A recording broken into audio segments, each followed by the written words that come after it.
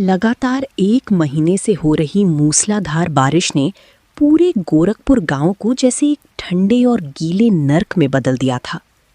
गांव में पिछले 1 महीने से गैस सिलेंडर की गाड़ी नहीं आई थी और लगातार बारिश के कारण गांव की सारी लकड़ियां और उपले पूरी तरह से भीग कर गल चुके थे।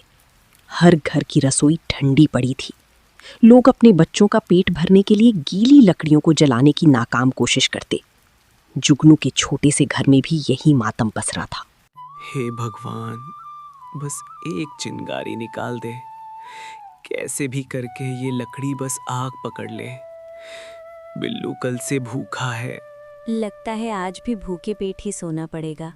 छोड़ दीजिए, ये लकड़ियां भी सूखी नहीं है। कैसे छोड़ दूं? बताओ कैसे छोड़ दूं? मेरा पूरा परिवार 4 दिनों से भूखा है। मेरा बेटा बिल्लू भी भूख के कारण बीमार है। आखिर कैसे छोड़ दूं मैं? पूरे घर में धुआं भर गया है। मेरा तो दम घुट रहा है और बिल्लू की हालत तो देखो, वो बुखार से तप रहा है। मैं एक बाप होकर अपने बच्चे को ऐसे तड़पते हुए नहीं देख सकता। मुखिया जी ने कहा था कि शहर से गैस की गाड़ी आएगी, पर सारे रास्ते बारिश में डूब चुके हैं। हमारा बच्चा भूख से मर जाएगा। सुनीता, पापा, पेट में बहुत दर्द हो रहा है, मुझे कुछ खाने को दे दो ना। घबरा मत बेटे, मैं कुछ करता हूँ। इतना बोलकर जुगनू वहां से उठकर चला जाता है। रात के अंधेरे में खदेरू और मोहन आपस में बात कर रहे होते हैं। तब तक जुगनू भी वहां पहुंच जाता है। अरे खदेरू, मोहन, तुम दोनों इतनी रात गए यहाँ क्या कर रहे हो? क्या करे जुगनू, घर के अंदर गैस खत्म हो गया है। गोबर के उपले भी भीग चुके हैं। जलने पर बस धुएं निकल रहा और उससे मेरी बूढ़ी माँ की सांस अटक रही है। मैं उन्हें वहाँ तड़पते हुए नहीं देख सका, इसलिए बाहर आ गया। समझ नहीं आ रहा कि ये बारिश हमारी जान लेकर ही रुकेगी क्या? मेरे दोनों बच्चे कल रात से सिर्फ पानी पीकर सो रहे हैं। मैं तो सोचा था किसी से कुछ मदद मिल जाएगा, लेकिन यहाँ तो पूरे गांव का वही हाल है। आखिर ऐसे ही चलता रहा तो हम सब मारे जाएंगे। कुछ सोचो जुगनू, ऐसे ही चलता रहा तो पूरा गांव बर्बाद हो जाएगा। मोहन, क्यों ना हम लोग सेठ जी के पास चला जाए, शायद वो कोई मदद कर दे। तुम पागल हो गए हो जुगनू? वो सेठ हम लोगों की मदद करेगा जो हमेशा से हम लोगों का बुरा सोचता आया है? मैं नहीं जाऊंगा। तुमको जाना है तो तुम जाओ। मोहन, जुगनू की बात मान लो, एक बार वो भी कोशिश करके देख लो, शायद कुछ मिल जाए। खदेरू काका, आप कह रहे हैं तो चला जा रहा हूं, लेकिन मुझे नहीं लगता वो निर्दयी कुछ मदद करेगा हम लोगों की। खदेरू काका की बात मानकर मोहन जुगनू के साथ सेठ के पास जाने लगता है। ये दोनों रात के अंधेरे में सेठ के दरवाजे तक पहुंच जाते हैं। सेठ जी दरवाजा खोलिए। भगवान के लिए थोड़ी सी मदद कर दीजिए। इतनी रात गए, कौन हो तुम लोग? हम हैं सेठ जी जुगनू और मोहन। सेठ दरवाजा खोलता है और इन दोनों को बड़ी ध्यान से देखता है। सेठ जी, कुछ खाने को दे दीजिए। मेरा बेटा बुखार में है, कल से कुछ नहीं खाया उसने। मेरी बिटिया भी बस पानी पीकर सो रही है। सेठ जी, मैं आपके आगे हाथ जोड़ता हूँ, कुछ खाने को दे दीजिए। हम भीख नहीं मांग रहे, बस थोड़ा सा अनाज दे दीजिए, काम करके चुका देंगे। काम करके? तुम लोग जब खेत तुम्हारे पास था तब तो नहीं सोचा ये? खेत आपने ही तो ले लिया ना सेठ जी, वो भी कर्ज के नाम पर। कागज पर सब मेरा है, जो लिखा है वही सच है। तुम लोगों ने खेत के बदले धन मांगे थे। मेरा धन मुझे वापस करो और अपना खेत ले जाओ। सेठ जी, लेकिन आपने वो रकम कम ब्याज पर दिया था, लेकिन जब हम लोगों ने वो रकम लौटाने आए तो ब्याज आपने बढ़ा दिया था, लेकिन फिर भी हम लोगों ने मूलधन तो दे ही दिया है सेठ जी। तुम दोनों दिमाग मत खाओ मेरा और निकल जाओ मेरे घर से। मालिक नहीं, लुटेरे हो तुम। जुबान संभाल के बात कर, नहीं तो अभी किसी कोने में दफन करवा दूंगा। जाने दे मोहन, मत बोल कुछ। मेरे पास देने के लिए कुछ नहीं है, और अगर है भी तो तुम जैसे निकम्मों के लिए नहीं है। सेठ के दरवाजे से निराशा हाथ लगने के बाद मोहन गुस्से में चूर होकर घर की तरफ वापस आ रहा था। बहुत अच्छा किया तूने जुगनू, ले गया मुझे उस हरामखोर के पास, और क्या मिला? बेइज्जती। मैंने सोचा था शायद कुछ मदद कर देगा। बस यही तेरी दिक्कत है, तू हर बार शायद मैं जीता है। अरे वो आदमी है ही हरामी, उसे किसी से मतलब नहीं है। तो क्या करता मैं? नहीं, तुम ही बताओ क्या करता मैं? कम से कम वहां नहीं जाता।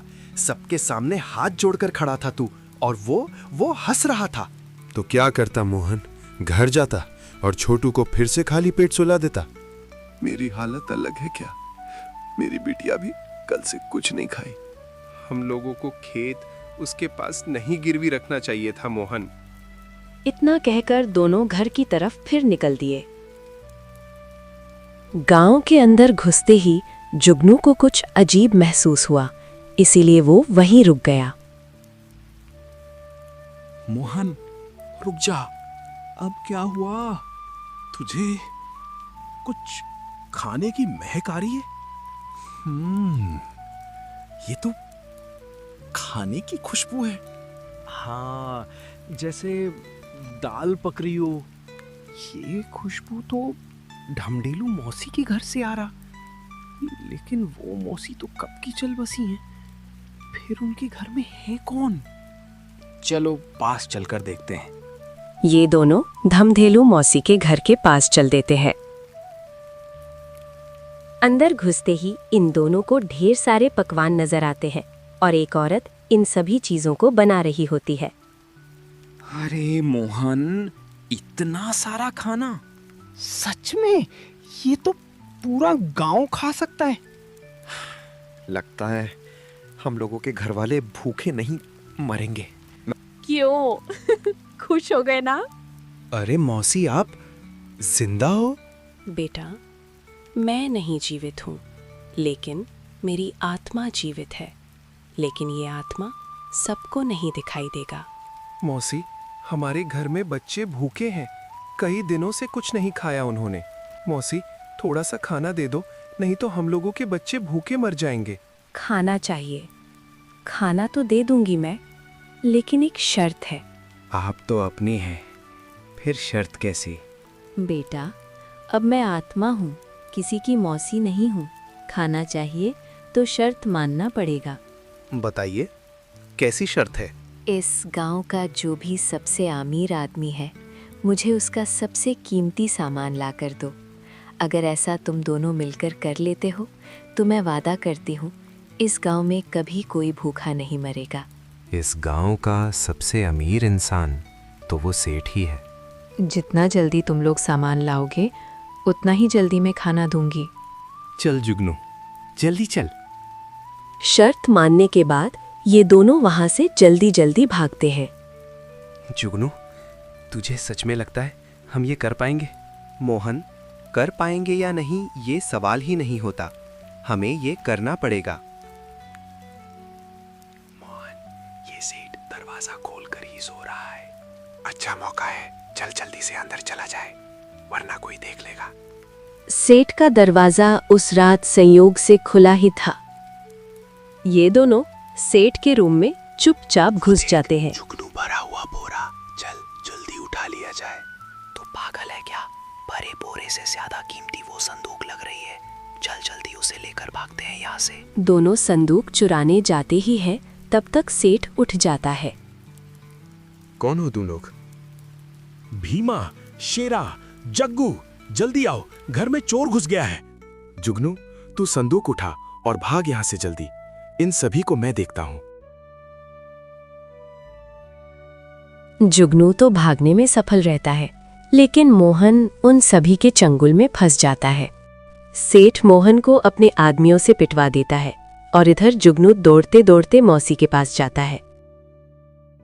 मौसी, मैं वो कीमती सामान ले आया, अब तुम जल्दी से मुझे खाना दे दो।